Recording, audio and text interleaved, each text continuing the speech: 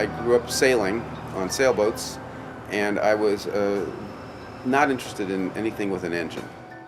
Took a ride in a Pitts. I was immediately hooked. I sold my sailboat and bought an airplane.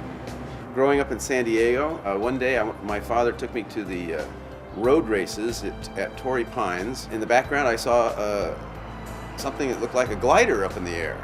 And I said, boy, that looks like that would really be fun to do. He said, well, if you want to do it, go ahead and do it. So he arranged for me to take my first glider lessons for a 14-year-old kid. I don't remember being particularly frightened of my solo and of early flights. I remember feeling like this was pretty cool and pretty easy to do. It's such a great sport and such a great form of flying. It's arguably the purest form. Sterling Starr, my early mentor in soaring. Various people in San Diego in the early days of my youth that lived there and worked at Convair or Ryan. Richard Bach, who before he wrote his first little book, was a kind of a broke, itinerant barnstormer. I used to go barnstorming with him in Kansas. Then he wrote this little book, Jonathan Livingston Seagull. When you have something to do that either requires concentration or is certainly helped by it, then there's a kind of a centering of your thoughts that's hard to accomplish in any other way. It's sort of like driving a Ferrari across the country with no stop signs.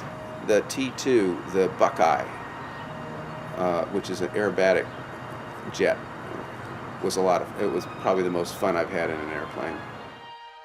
Barnstorm Films is the name of my film company, and my wife and I named it that because of the nature of the business we're in the movie business. We're kind of barnstormers. We go from town to town looking for people to take for a ride of a metaphorical sort. Flyboys, which featured airplanes that aren't around anymore.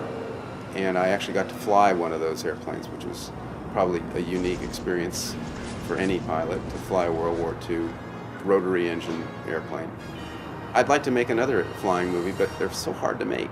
To marshal the forces of the airplane, the weather, the pilot, the action, it's three-dimensional. When you're shooting a film, normally there are either obstacles to things, or there are limits to things, or there are basically two-dimensional courses that a person or a car or anything else has to kind of negotiate. Not so in the air. It's like 3D chess.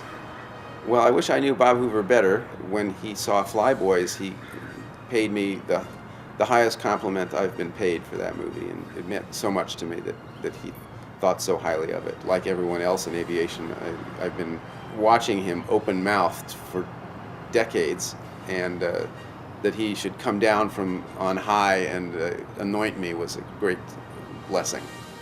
I think Aviator conjures up a commitment and a consistency of skill and attitude. It's important to know where you come from and where your equipment comes from, and what the incredible journey has been that designers and builders and experimenters have taken in the history of aviation. Flying does give you freedom. It gives you a kind of responsible freedom, which is kind of maybe the best kind there is.